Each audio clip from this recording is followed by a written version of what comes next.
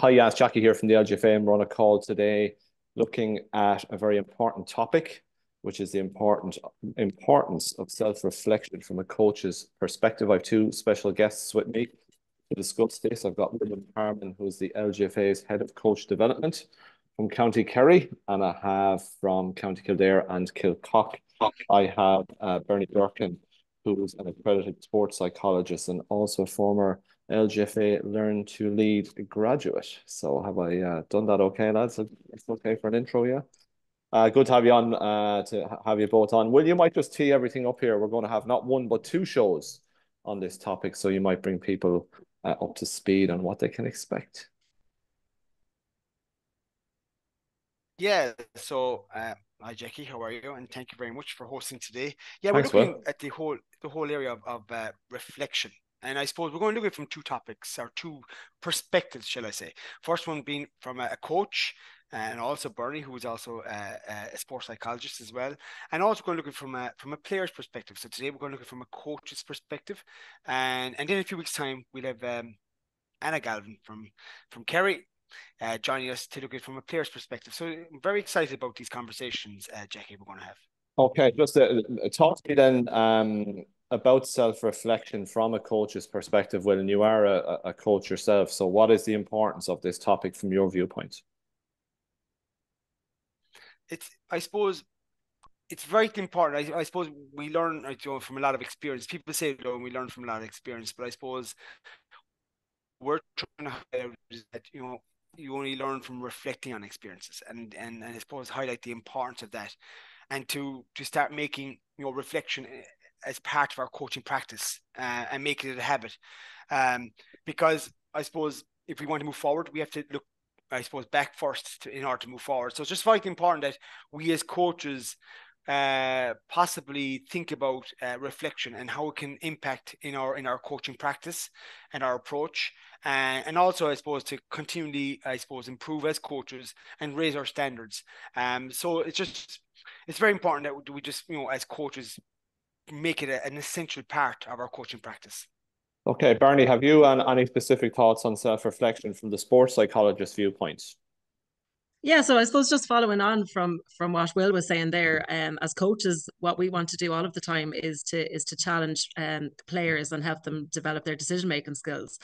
But in order for us to do that, we have to challenge ourselves as coaches as well. So I always say, to coaches that I work with, nothing changes if nothing changes. So one tool you can use to help you develop your practice and challenge yourself to become a better coach is to reflect on what it is that you're currently doing.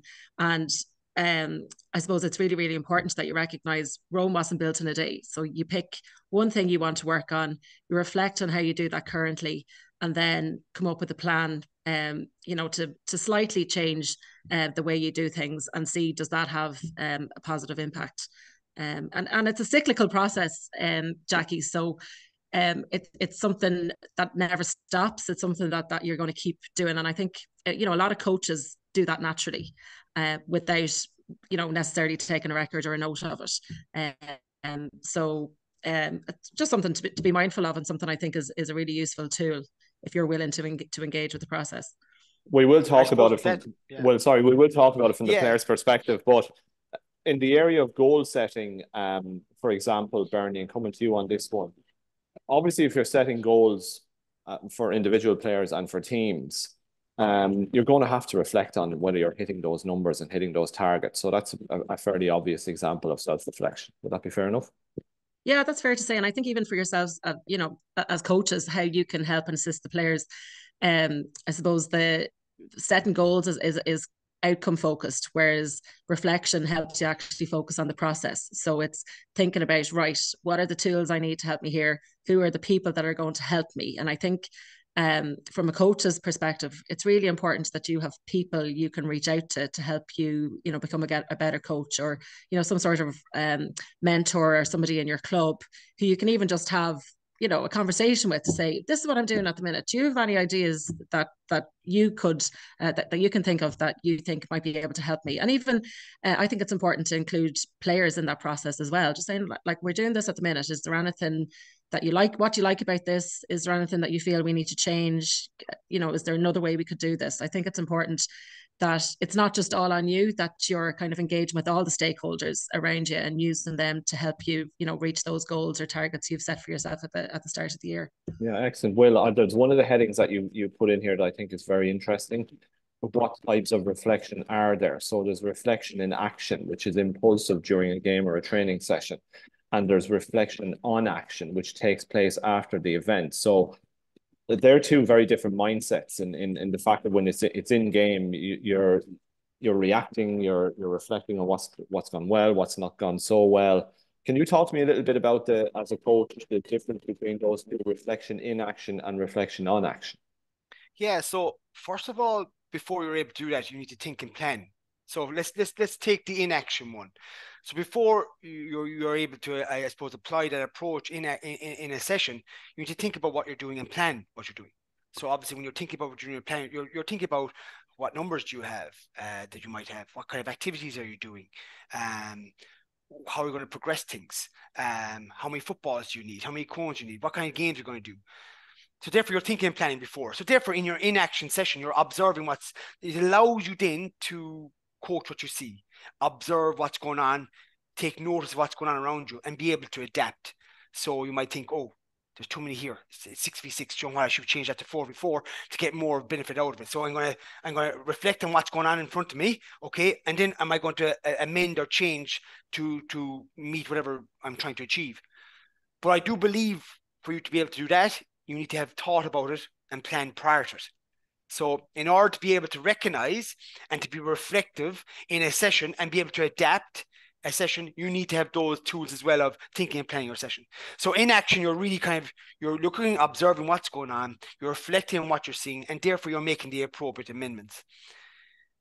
Then further on action is when you get into the car. You've done your session, you've thought it's gone well, but you're thinking about, you're in the car going home. I wonder, did that session meet what I was hoping to achieve? So what was the outcome from my session? What was I trying to achieve? Were the activities applicable to that? Did the session flow? Was everybody involved? And those things that are going through your mind as you're going home in the car. You're thinking about, did it achieve what you wanted to achieve? And while you're doing all that, unconsciously, you're adding to your learning. Now, the real difference is when you go home, write down what you can through your head. If you writing things down is difficult for people. So writing down what can through your head. So therefore, then you're learning from that experience because you've reflected it. And then by writing it down, you're actually cementing it in your mind. And that's something that's vitally important. So I hope I've given you the difference between inaction and non-action. And Bernie, you can come in on that. But just on Bernie's point as well, though, what we're discussing here sounds very easy. It's like, oh, everybody should be doing this. But I don't know, are we doing it well enough? Is the question I'd ask. So how do you know you're improving as a coach? The only way you can know you're improving as a coach is by, writing stuff down, having your own goals and objectives, and I suppose continually reflecting. But also, getting other people's opinions. Bernie, you mentioned there about getting other people's opinions. Some people, mightn't be open to that. So as a coach, you'd be open to this process that, if I want to improve, well, I need to hear other perspectives. So Bernie, can you come and watch my session and give me feedback on my session? Or you know what? Maybe I might ask my players what they think of my coaching. And I suppose the question I put out to coaches is, how often do we do that? And I suppose it goes back to my original point of, let's make it a habit. But I do believe in action, you have to think and plan before you can do it in action, if you want to do it really well. And then I think a lot of coaches do it on action in the car, but how often do we do that? And how often do we actually scribe what we've just thought about? There's a great phrase I've heard, Bernie, and I'm sure you've heard it before, and it links into what Will has talked about there. Ink it, don't think it. You've heard that one. So to write down and document what you're doing as well is very important. I think so too. And even like a lot of, when I'm talking to coaches, a word that comes up a lot is confidence. And I always say to people, confidence comes from you building up your book of evidence. So, if you're writing stuff down, that's you building up your book of evidence. And I always say to people, we have, as humans, we have this negative bias in us, and we always want to talk about the things that we need to work on. But it's really important as well that we take a step back and reflect on what we're really, really good at, and take note of that as well. So something I always say when I'm working with coaches, you know, if they're trying to improve their practice, is right after each training session or after each match, write down 2 things that went well and the evidence to support that. And then the one thing you want to work on and the solution. And I just think, you know, that's an approach that is accessible for everybody. And it takes 5 minutes when you get into the car. And even just building that habit of, you get into the car, you take the notebook out from wherever it's thrown between all the footballs and everything, and you just take 5 minutes to write down those things. And then it starts to become a habit, and you're building up your book of evidence, which then is, you know, helping to contribute to your confidence as a coach. Okay, excellent. You've touched on one of the other key pointers there. Why is reflection important for coaches, that you mentioned as well, Will? I'll put this out to both of you. So bearing in mind all that we've talked about so far in the conversation, what skills do you require to be a reflective coach? So I presume that you'd have to take on board some constructive criticism when it arrives. You have to be observant. You know, not so much a deep thinker, but be able to see what's going on around you. And you're willing to share, and maybe share your weaknesses from time to time as well as your strengths, Will. Would that be fair enough? Yeah, like we have we're trying to implement a new program with the LGFA. It's called the Peer Coach Support Program. Yeah. Where coaches are, you know, they want to improve their coaching practice, but they're coaches who are open to that. Okay, they're open to. I think that's a big one, is having, you know, being open to new ideas, being open to, if you want to improve, you need to be open-minded, number one. But also, you need to, I suppose, be open to constructive feedback as well. You know, and for us to say, okay, well, tell me what I'm doing well, which is important, but tell me, you know, I need to improve. You're not to improve, just tell me what are those areas. It's like when you're the player. But for a coach, I think it's very important you're open to that. But just going back to that peer coach support program, and what we observe is a lot of coaches are very reluctant to do the peer coach support program because they mightn't be open to it, or they might be afraid of what they might hear. And I know that sounds very simple, but it's really, it's complex, because, you know, maybe people are maybe set in their ways, or maybe they might, you know, they might be afraid of what they might hear. So I think that's one of the biggest things is a skill, is being open to it, having that open mindset. And also having a willingness to share and be comfortable with sharing. So like here we are sharing our thoughts and our ideas with everybody. We don't know how many people are listening, Jackie. Hopefully there's a good few, but we're willing to share and be comfortable with that and be open with that. And I think we have another program there called the Gated Games Club Coaching Community Practice. And while it sounds simple, it's complex. It's because, you know, not enough of us as coaches, even in clubs, are sharing our experiences and knowledge and being open to it. So it sounds a very simple concept, but it's actually complex in nature. And I just think there are a few things that I suppose skills you need to have: be open-minded, being willing to share, and as we spoke earlier on, having the ability to ink it or journal your ideas and thoughts. Yeah, which is it's another, you've mentioned that as well. That's another skill, to be a reflective coach. We've touched on what types of reflection, that's in action and on action. Will you also speak about evidence and research-based reflection tools that are out there for people that they can avail of? The Gibbs and Driscoll frameworks. I use think, plan, do, review. Bernie, maybe you have something that you refer to that works for you. Yeah, so I suppose linking back to what Will was saying there are lots of reflective frameworks out there, and it's finding what works for you. What I find useful is I kind of use a bit from a couple, if that makes sense. And I suppose reflective practice is huge in teaching as well. So I'm a teacher as well, so I would use that a lot in my work. So I've had, I suppose, a lot of influences in terms of what I find useful. So for what I find useful is, right, you have your training session, so that's your experience. Then you walk away from your training session and you reflect on what happened. So it might be, you know, the example that Will used earlier, you had a conditioned game, it was 6-a-side, and on reflection you decided that maybe for the next session, 4-a-side might be more beneficial.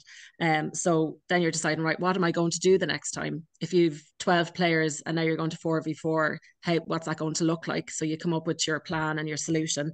And then the next thing is to put it into place. So you do that, and then the whole process starts again. So you do your 4v4, and then you reflect on that again and decide, did that work better? Or will I go back to my, original plan or change that? So it doesn't need to be complicated. Like if you Google reflective frameworks, lots are going to come up. I just think you find what works for you. And something I find useful is just that whole, what's my experience? Let me reflect on it.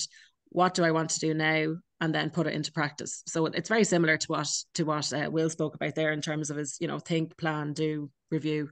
I just find that's a really simple framework that works when I'm coaching. I like what you said there, Bernie, about taking bits and pieces from various places. And Will, it just got me thinking there that perhaps from the coach's viewpoint as well, that maybe you might have a certain philosophy as a coach, right? But you see other coaches implementing different tactics, different styles of play. So you might take a little bit from there and help and bring that into your own environment. Even though when you see it, you might think, oh, I don't think that's going to work, but maybe try it, and it might pay off. So it's being open. You mentioned open-minded earlier on, being open-minded to maybe look outside your own coaching philosophy as well for new ideas. Yeah, and Joe, it's just something you came into my head, like because I've become more reflective in my practice, I think it's really helped me to find who I want to be as a coach, if that makes sense. So I would have previously when I first started coaching, I would have done what other coaches have done.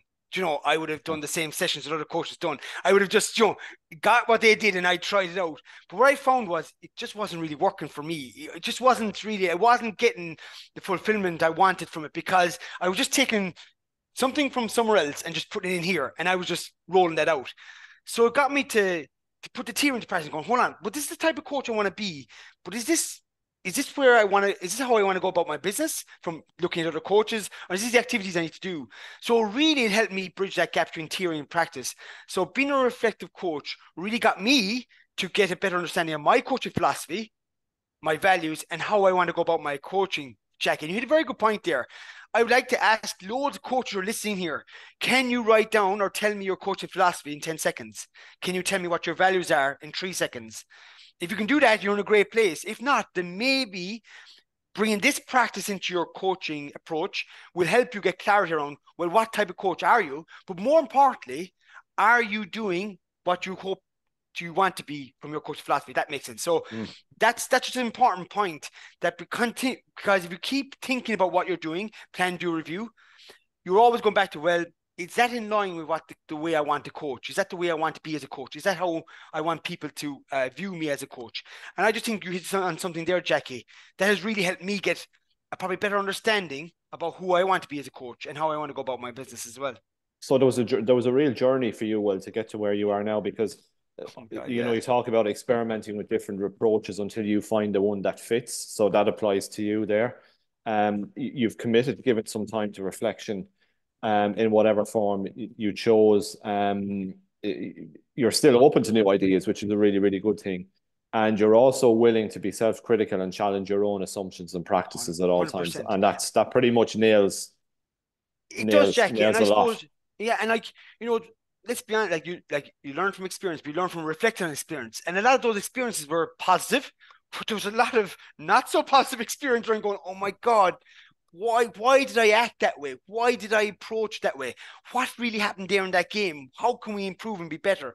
So there's positive and there's negative experiences that you come from. And I suppose and you have to embrace all them. And that, I suppose I always see it as you're always setting a new standard. Every time you coach and you reflect, you're setting a new standard for yourself, unknown to yourself, through reflection, Jackie, Bernie, being in the coaching space, but also in the sports psychology field, maybe a two-pronged question for you. How can the coach influence the sports psychologist, but how can the sports psychologist also influence the coach by what he or she notices in a session that, you could probably have that constructive conversation with the coach after the session to say, look, okay, I saw you doing this. And maybe you should try this. Or is that the role of a sports psychologist? Can a sports psychologist get involved in that sense? Yeah, so like I definitely think when I go in and work with teams, and I suppose when I'm talking about teams now, this is probably in an inter-county setting because Yeah. that's probably where I'm most involved in my role as a sports psychologist. But I would spend a lot of time just observing the coaching environment and just watching interactions between coaches and the players. And a lot of the time, um, my feedback to coaches is centered around having a common language, that all coaches involved in that space are using, so that there's clear lines of communication and players understand what's expected of them.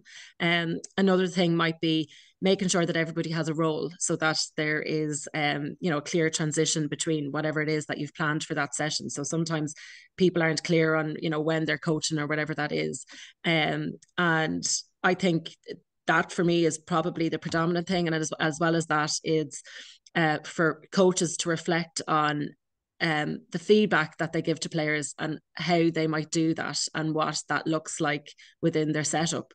So that's from an inter-county point of view. And then I think just being mindful of the coaches who are listening into this. So we'll probably have some coaches who are nursery or under 7 just starting off on their journey, and very often reflective practice for them might just be, how do I organize and cope with 30 6-year-olds? And that's a very different challenge to somebody who's been coaching for 4 or 5 years and is maybe with an under 12 or an under 14 group now, and they know those players, they know their names. So sometimes it just very much depends on where you are in your coaching journey and what it is that you need help with in that moment. So I just know from, I suppose, helping out in my local club a lot of the time with those new teams, and a lot of it, I suppose, comes from my teaching experiences. How do I cope or how do I get 37-year-olds to listen to me, so I can explain what it is that I want them to do, and to make it fun and enjoyable. But so how do you do that, Bernie?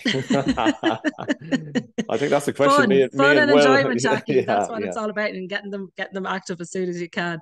And I think we'll reference this earlier on, but I think a lot of our coaching experiences are framed by our own personal coaching experiences. So when you're starting off as a new coach, I suppose that's what you're thinking. This is what coaching looks like because this is my experience of it. And I think coaching has moved on a long way, so that's why it's important to link in with those supportive people around you to help you on your journey. No, so Bernie, you're the sports psychologist here, and also involved in the coaching space, and Will is the coach, right? So you're at one of Will's training sessions, you see him doing something and you bring your feedback or your observations to Will.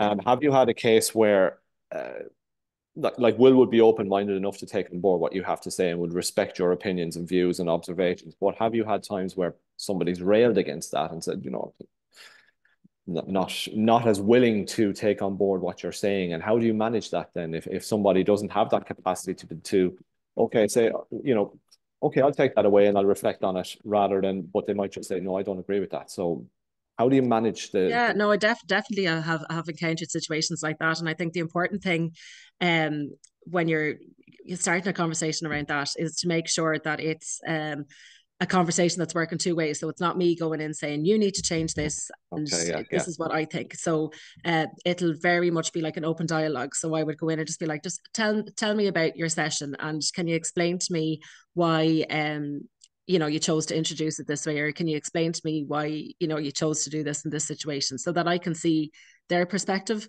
And then I suppose it's just about having that respectful dialogue and saying, would you mind if I challenged you on something? Are you open to me challenging you on the way that you did something, or could I suggest that you try this different way? Would you be open to trying this? So I would never force something on somebody, but I would try my best, I suppose, through questioning and dialogue to raise their awareness of their practice, because again, they mightn't be aware that that's how they coach, and nobody has ever said it to them or given them that feedback before. So it's really important that I suppose my job is to facilitate and guide them, rather than come in and dictate this is where the change needs to be made. It's more helpful if the coach can be guided on that path and come to that conclusion themselves. And Bernie, sometimes if you ask those questions and the coach explains why, and that allows you perhaps to say, well, okay, I might look at that from a different perspective. So again, you go away and reflect, and you're building your bank of knowledge and your views as well. Exactly. And again, those coaches as well know those players a lot better than I do. I might just be coming in for one session, so they might know, well, actually that player mightn't respond the best way if I had taken a different approach. So that's why it's important to get their perspective. Will, have we pretty much boxed off everything that we wanted to talk about, or is there any outstanding no, items that you want to touch on before we wrap it up here? I just think there, based on that conversation you just had, I suppose if you are going to give feedback to a coach, it goes back to the three main areas you always look at in reflection of a coach, or even giving feedback, is you got to grow a relationship with the person you're giving the feedback to. You grow that relationship, then that conversation is going to be a lot better. And you're trying to create that climate that you're going to help them improve. But we do have that peer coach support program that will be coming up in the new year, whereby we do give coaches and clubs the opportunities that if they have anybody in their clubs that would like to become peer coach support, in terms of a person that'd like to be giving that feedback to their coach in their club, then we have a program that will upskill people in that area. So watch out for that, everyone. That will be coming out in the new year. It's called the Peer Coach Support Program. It's where we upskill you around that area. But yeah, I just think really, I suppose, what we're trying to promote here is that just make reflection a habit. It'll help you improve and develop as a coach, and just be open-minded to that. But I think Bernie has just opened up, how valuable this can be, Jackie, and I hope people listening took a lot from today's session. No, you've both given an awful lot to it. Bernie, any final thoughts from your good self? No, I just think, like just to summarize, I suppose what Will said there is just, I find there's such benefits to implementing that reflective practice. And I suppose from my own experience, I was coaching my club senior team last year, and I had a notebook in my bag. So I got into the car, and as soon as every session was over, I just wrote down, 2 or 3 things that went well and what I needed to work on. But I would speak to the players a lot. So I think it's really important, again, just to kind of reflect back on that and say, engage with the people around you and ask for their honest feedback. And while sometimes it may be hard to hear, in order to improve as a coach, you need to challenge yourself, I suppose, to be open-minded and to, I suppose, work hard to see what you can change about your practice to improve as a coach. And then the knock-on of that is you're helping your players improve as well. There is only one big thing there, Jackie, with these notebooks, because anybody knows me, I always have a small notebook and I'm always writing notes, but I always leave it behind me, either in the pitch or in the dressing room. So people out there, if you come across an LGFA small notebook, I always have it at games. I put it in the side of the dressing room. Give it back. And please give it back to me. But if they open it, it'll be gobbledygook because they wouldn't understand it. But yeah, the part of just having a notebook and bar it with you. But please remember to bring it with you when you're finished your session or your games. Yeah, 100%. Absolutely. Bernie, where do you get the time for everything between teaching and coaching and being a sports psychologist? How do you manage to juggle all of that? I just enjoy it, Jackie. So it's, I suppose, the sports psychology and coaching side of things for me, and the teaching side of things, they're all things that I love. Intertwined as well. They're intertwined in so many ways. There's so much crossover, and and each discipline supports the other discipline. So I suppose I just enjoy what I do, and it's just part of life. So it's I like being a busy person. So good, and long may it continue, and best wishes to you, Bernie. Really appreciate your time today. So Bernie, best wishes for the future, and we'll be in touch, no doubt, in the near future as well. Will, thanks as always. So Will, just to finish, we'll be coming very soon as well with the second installment of this particular series. Yeah, that's right. We've Anna Galvin, from Kerry, All-Ireland winner, 2024. All-Ireland winner is going to be with us. Yeah, so we're going to hear from a player's perspective. And so really looking forward to that chat with Anna next month. So yeah, please tune into that. And anybody here, if you have any thoughts or ideas on our shows, please make contact and let us know your thoughts as well, Jackie, because feedback is very important. So it's very important to get that feedback. It allows you to reflect, Will. It does, Jackie. Self-reflection. Very good. Folks, thanks a million as always, and talk to you soon. Thank you very much, Jackie. Thank you, Bernie.